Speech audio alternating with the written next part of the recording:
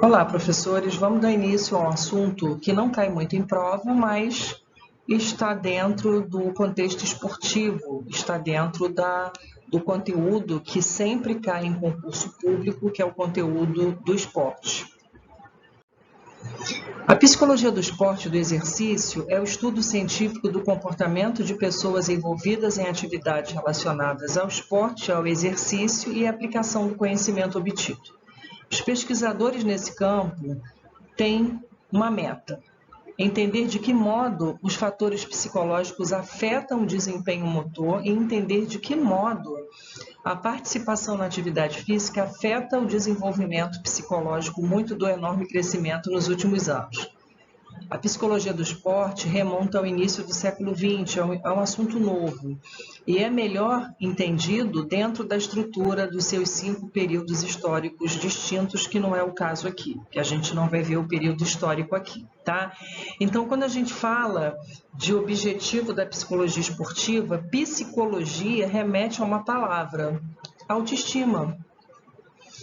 Em se tratando de esporte, remete a uma outra palavra: superação. Remete a uma muito importante que a gente constantemente está vivenciando isso dentro da quadra: o fair play, o espírito de equipe. E a gente, claro que está falando de aumentar a confiança nas próprias ações esportivas. Vamos falar desse desenvolvimento psicológico da criança. As crianças citam muitas razões para a participação nos esportes, incluindo divertir-se, melhorar habilidades e estar com amigos. Elas também têm várias razões para abandonar o esporte, incluindo interesses novos ou adicionais em outras atividades. Subjacente a esses motivos está a necessidade dos atletas jovens sentirem-se úteis e competentes.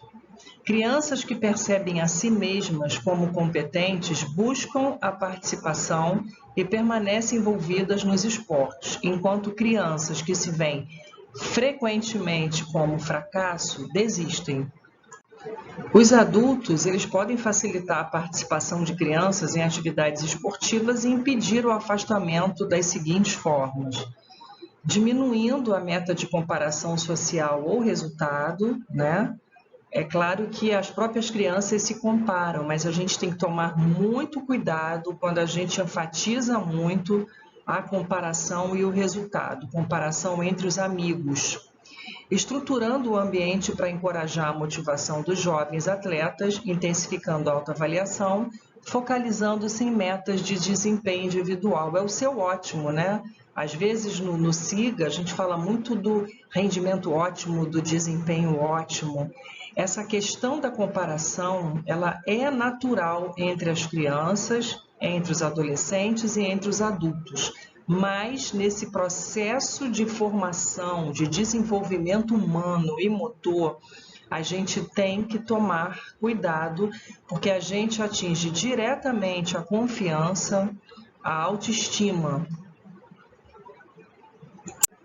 A maioria dos atletas jovens não experimenta níveis excessivos de estresse competitivo no esporte, mas uma minoria significativa sim.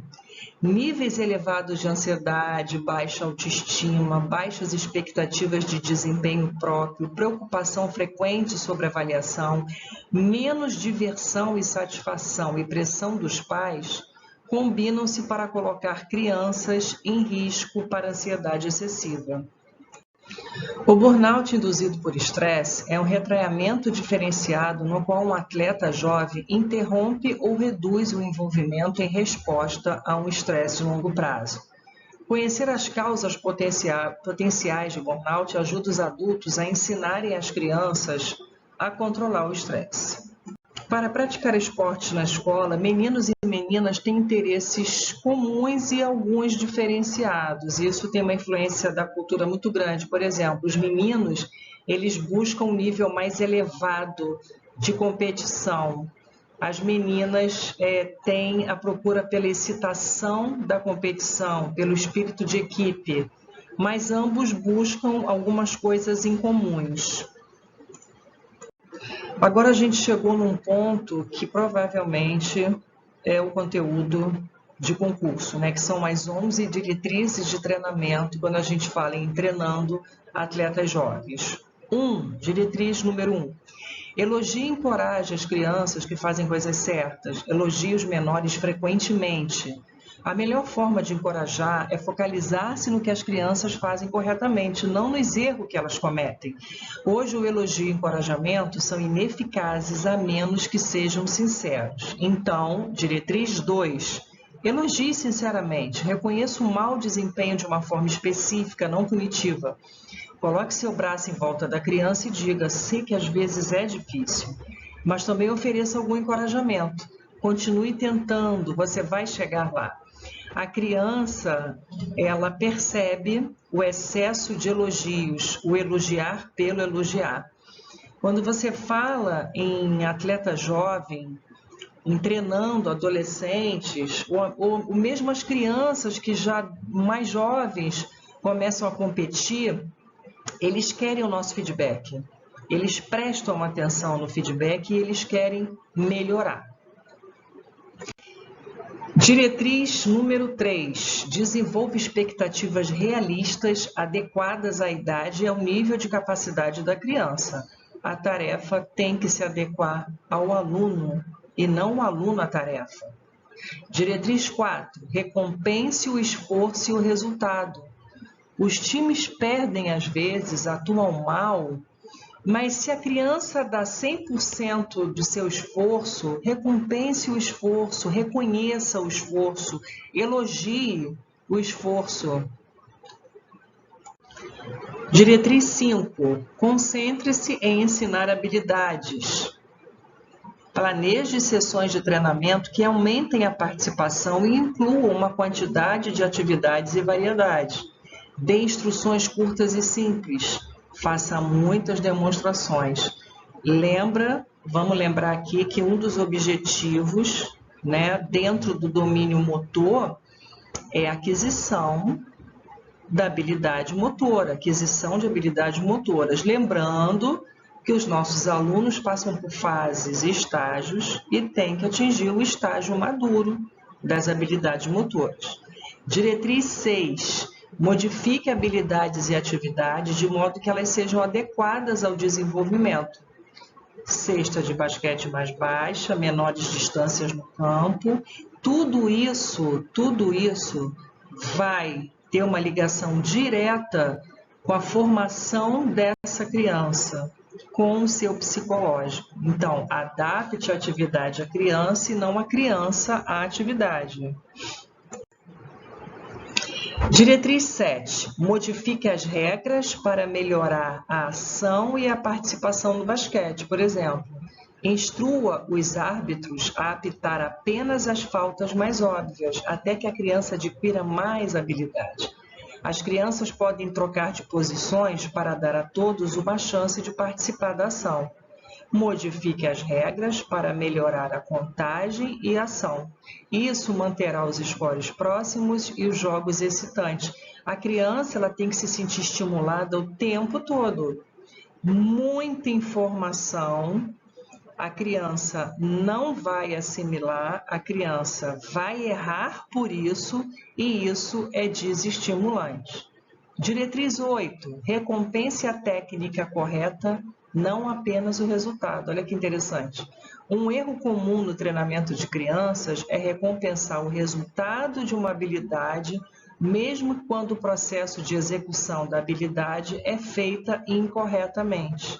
Encoraje e recompense a técnica correta, independente do resultado. Diretriz 9. Use uma abordagem de sanduíche positiva ao corrigir erros quando uma criança comete um. Sanduíche, vamos pensar em 3 camadas, tá? É essa a ideia. Primeiro, mencione algo que ela fez corretamente. Boa tentativa, pelo menos você saltou. Isso ajudará a reduzir sua frustração por ter cometido o erro. Segundo, forneça informações para corrigir o erro cometido. Por exemplo, estique as pernas um pouco antes. Então, termine positivamente com observação de encorajamento. Continue tentando. É um salto difícil, mas você vai conseguir. Então, nós temos que dar um feedback. Temos no processo ensino e aprendizagem de uma habilidade motora, existe o feedback. Na abordagem sanduíche, você vai reconhecer, você vai corrigir, mas quando você corrige, você fornece informações e termina positivamente. Diretriz 10. Crie um ambiente que reduza o medo de tentar novas habilidades. Erros são uma parte natural do processo de aprendizagem. Torne a atmosfera encorajadora, em que a zombaria não seja tolerada. Diretriz 11. Seja entusiástico. As crianças respondem bem a ambientes positivos e estimulantes. Crie entusiasmo na piscina, no ginásio, no campo de jogo. O entusiasmo é contagioso. Sorria, interaja e escute.